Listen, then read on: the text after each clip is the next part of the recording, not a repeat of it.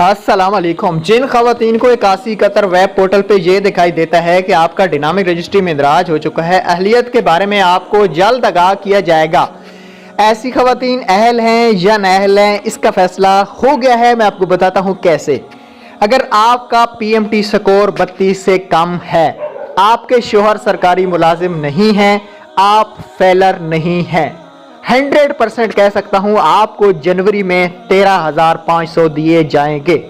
हाँ, किन खवातीन को पैसे नहीं दिए जाएंगे, कौन सी खवातीन नाअहल हैं जिनको ये स्टेटस देखने को मिल रहा है, अगर वो फेलर हैं, ठीक है, या उसके अलावा अगर उनका शोहर सरकारी मुलाजिम है, ऐसी खवातीन को बिल्कुल भी पैसे नहीं मिलेंगे। अगर उनका PMT स्कोर 32 से ज़्यादा है फिर भी उनको पैसे नहीं मिलेंगे। अगर उनका शादीशुदा का रिकॉर्ड अपडेट नहीं है फिर भी उनको पैसे नहीं मिलेंगे। अगर शादीशुदा नहीं है फिर भी उनको पैसे नहीं मिलेंगे।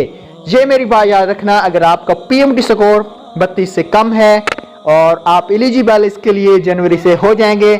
वेब पोर्टल पे हर रोज़ अपने कार्ड चेक नहीं किए करें, बल्कि अपडेट्स देखी करें। हमारे ग्रुप में डेली काफ़ी सारे लोगों के कार्ड अपडेट किए जा रहे हैं।